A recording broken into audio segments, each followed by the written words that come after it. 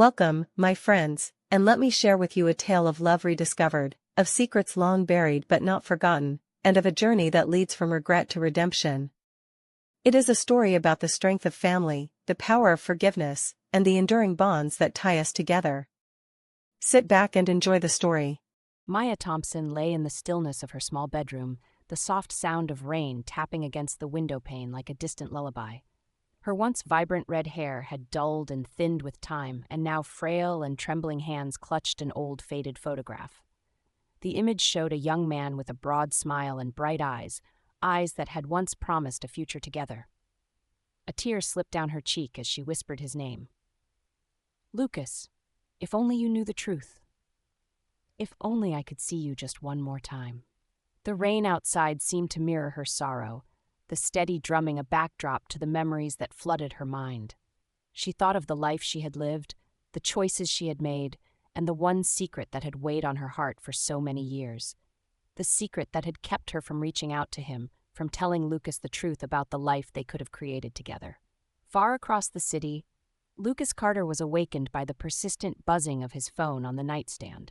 He groaned, rubbing the sleep from his eyes as he reached for the device. The screen displayed a name that made his stomach twist: Jessica, his ex-girlfriend. The sight of her name alone was enough to bring a rush of unwanted memories, but it was the hour of the call that truly unsettled him. "Hello," he answered, his voice gruff with sleep. "Lucas, it's Jessica. I'm sorry to call so late, but I have something important to tell you." Jessica's voice was tinged with an emotion Lucas couldn't quite place. Nervousness, perhaps, or regret. "What is it? Are you okay?" Lucas asked, suddenly more alert. "I'm fine," Jessica replied quickly, then hesitated before continuing. "Actually, I'm more than fine. I'm getting married. To David. I thought you should hear it from me first." Lucas felt as if the air had been knocked out of him. David was his best friend, someone he had trusted, someone who knew exactly how much Jessica had meant to him. The news was like a punch to the gut, leaving him breathless and reeling. "You're marrying David?" he managed to say, struggling to keep his voice steady. "Yes," Jessica said softly. "I know this might be hard for you to hear, but you're important to both of us, Lucas. We want you to be at the wedding. It would mean a lot to me, to us." Lucas closed his eyes, trying to process what she was asking of him. How could they expect him to stand by and watch them pledge their lives to each other after everything that had happened? But there was no room for his pain in this conversation. Not now, not with Jessica sounding so hopeful on the other end of the line. "I'll think about it," he said finally, forcing the words out. "Thanks for letting me know." He ended the call before she could respond, tossing the phone aside as he lay back down, staring up at the ceiling. His thoughts churned in a storm of anger, betrayal, and confusion. How could David, of all people, do this to him? And why did Jessica think it was acceptable to ask him to be a part of their wedding? Sleep was impossible after that. The hours dragged by as Lucas replayed the conversation in his mind, the same questions circling endlessly without answers. By the time the first light of dawn crept through his curtains, he was no closer to finding peace. His heart was heavy with unresolved emotions, and he knew that staying in bed, wallowing in his misery, would do nothing to help. He needed to get out, to clear his head, to escape the suffocating weight of his thoughts. Without fully knowing where he was going, Lucas found himself behind the wheel of his car, driving aimlessly through the city streets. The buildings passed by in a blur as he navigated the familiar roads, his mind elsewhere. Before long, he found himself on the highway, leaving the city behind. The open road stretched out before him, offering a sense of freedom and detachment that he desperately needed. He drove with no destination in mind, letting the miles slip by as he tried to outrun the turmoil in his heart. Hours later, Lucas spotted a small, run-down gas station on the side of the road.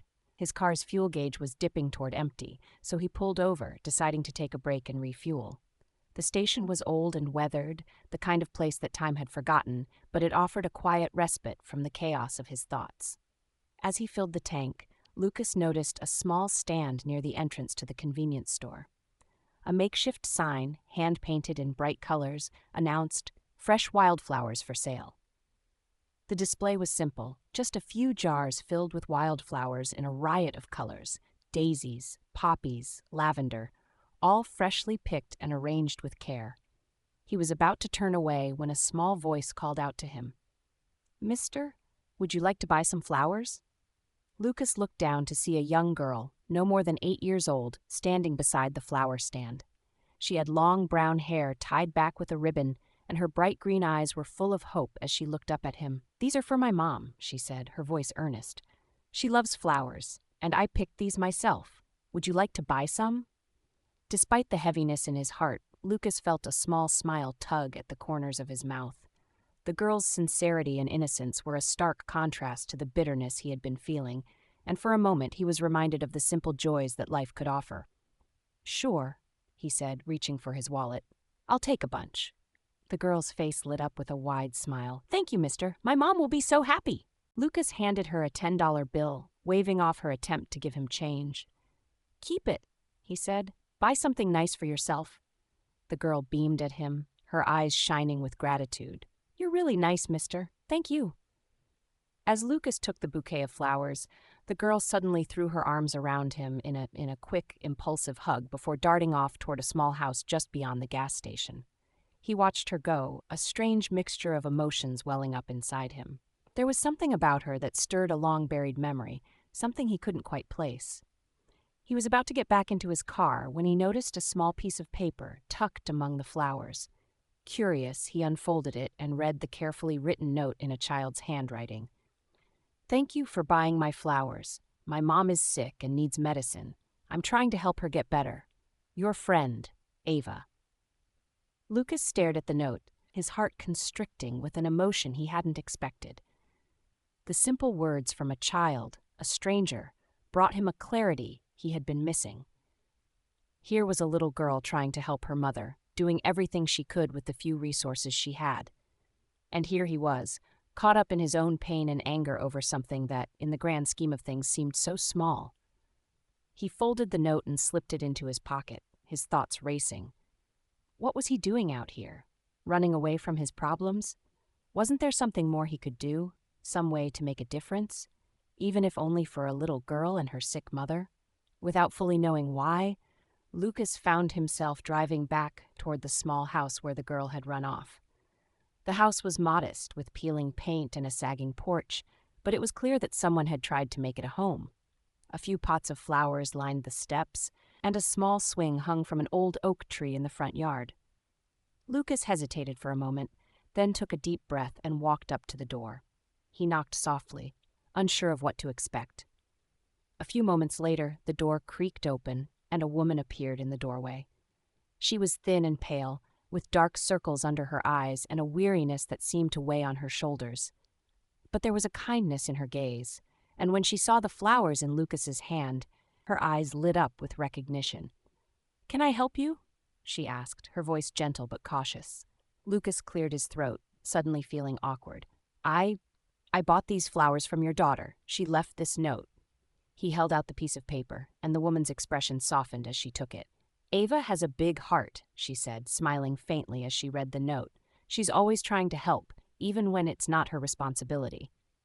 "I can see that," Lucas replied, his voice quiet. "She mentioned you were sick. I just wanted to see if there was anything I could do to help." The woman looked up at him, surprised by the sincerity in his tone. "That's very kind of you, but we're managing. It's just been a rough couple of years." "Maybe there's something I can do," Lucas insisted, not wanting to take no for an answer. "I don't know why, but I feel like I should help." The woman studied him for a long moment before finally nodding. "Thank you. It's hard to accept help from strangers, but I appreciate it. I'm Anna, by the way." "Lucas," he said, extending his hand. "It's nice to meet you, Anna." They shook hands, and for a moment Lucas felt a sense of connection, as if this small act of kindness was exactly what he needed to start healing from his wounds. Over the next few days, Lucas found himself returning to Anna's house regularly. He helped with small repairs around the property, fixed the leaking roof, and even planted a small vegetable garden in the backyard. Ava, who had been shy at first, quickly warmed up to him, and they spent many afternoons playing in the yard or reading stories on the porch. As the days turned into weeks, Lucas began to learn more about Anna's life. She had been a single mother for years, raising Ava on her own after her husband had died in a car accident. The grief and the struggle of raising a child alone had taken its toll. But Anna had done everything she could to provide for her daughter, even as her health began to fail. It wasn't long before Lucas found himself feeling a deep sense of responsibility toward Anna and Ava. He had come to care for them both in ways he hadn't anticipated, and the thought of leaving them to fend for themselves felt impossible. One evening, as the sun dipped low in the sky and painted the world in shades of gold and orange, Lucas and Anna sat together on the porch, watching Ava play in the yard. The air was warm and still, and for a moment, everything felt peaceful. "Thank you, Lucas," Anna said softly, breaking the comfortable silence, "for everything. You've been such a blessing to us." "I'm just glad I could help," Lucas replied, turning to look at her. "You've both given me something I didn't know I needed." Anna smiled, her eyes soft with affection. "You've given us hope, and that's something I thought we had lost." They sat in silence for a while longer, watching the stars begin to twinkle in the darkening sky. Lucas could feel a sense of contentment settling over him, a feeling he hadn't experienced in a long time. But even as he found peace in his new routine, Lucas couldn't shake the feeling that something was missing. He had begun to develop deep feelings for Anna, feelings that went beyond friendship. But he knew that her heart was still heavy with the burden of her illness, and he didn't want to add to her worries. One night, as they sat together on the porch after Ava had gone to bed, Lucas finally found the courage to speak the words that had been weighing on his heart. "Anna," he began, his voice low and steady, "there's something I need to tell you. I've been thinking about it a lot, and I can't keep it to myself any longer." Anna turned to look at him, her expression serious but kind. "What is it, Lucas?" "I care about you," he said, his heart pounding in his chest. "More than I ever thought I could. I know this might not be the right time to say it, but I can't help how I feel. I wanted you to know." Anna's eyes softened and she reached out to take his hand in hers. "Lucas, you've been such a wonderful friend to us. I care about you too, more than I can put into words. But," she hesitated, her eyes filling with tears, "but I don't want to burden you with my illness. I don't know how much time I have left, and I don't want you to feel obligated to stay because of that." Lucas squeezed her hand, his voice firm. "I'm not here out of obligation, Anna. I'm here because I want to be. Whatever time we have, I want to spend it with you and Ava. You don't have to face this alone." Tears spilled over onto Anna's cheeks, and she nodded, unable to speak. Lucas pulled her into his arms, holding her close as she cried. At that moment, he knew that whatever the future held, he was ready to face it with her. The following weeks were filled with moments of quiet joy, as Lucas, Anna, and Ava became a family in every sense of the word. Lucas took on the role of a father figure to Ava, and she blossomed under his care, her laughter filling the house with light. But even as they found happiness in their little family, Anna's health continued to decline. The doctors had given her a grim prognosis, and despite their best efforts, it was clear that her time was running out. One crisp autumn evening, as the leaves fell from the trees and the air turned cool, Lucas and Anna sat together on the porch, wrapped in a warm blanket. Ava was inside, drawing pictures at the kitchen table, her soft humming drifting through the open window. "I've been thinking a lot about the future," Anna said quietly, her voice barely above a whisper. Lucas turned to her, his heart heavy with the knowledge of what she was about to say. "What about the future?" "I want you to promise me something," Anna said, her eyes filled with a quiet determination. "When I'm gone, I want you to take care of Ava. I don't want her to end up in the foster system or with strangers. She needs someone who loves her, someone who will protect her." Lucas felt a lump rise in his throat, and he nodded, his voice choked with emotion. "I promise, Anna. I'll take care of her. I'll love her as if she were my own." Anna smiled, her eyes shining with tears.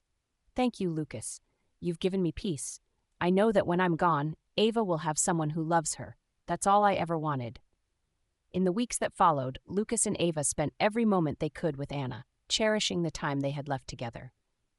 They took long walks in the woods, played games in the yard, and spent evenings by the fire, telling stories and sharing memories. As the days grew shorter and the nights colder, Anna's strength began to fade. But even as her body weakened, her spirit remained strong, and she faced her final days with grace and dignity. On a clear November night, under a sky full of stars, Anna passed away peacefully in her sleep, with Lucas holding her hand. The loss was devastating, but Lucas found comfort in the knowledge that he had fulfilled his promise to her. He had been there for her in her final days, and now he would be there for Ava, just as he had promised. The days after Anna's passing were difficult, but Lucas and Ava leaned on each other for support. They developed new routines, finding solace in the simple joys of life, cooking meals together, tending to the garden, and taking long walks in the woods. As the months passed, the pain of losing Anna began to soften, replaced by the warmth of the memories they had created together. Lucas found joy in watching Ava grow and thrive, her laughter and curiosity a constant reminder of the love he had shared with Anna. 2 years later, on a warm summer day, Lucas stood at the edge of a small pond, watching as Ava, now 10 years old, splashed in the water with her friends. The sun was bright in the sky, and the air was filled with the sound of laughter and the scent of blooming wildflowers. As he watched Ava play, Lucas felt a sense of peace settles over him.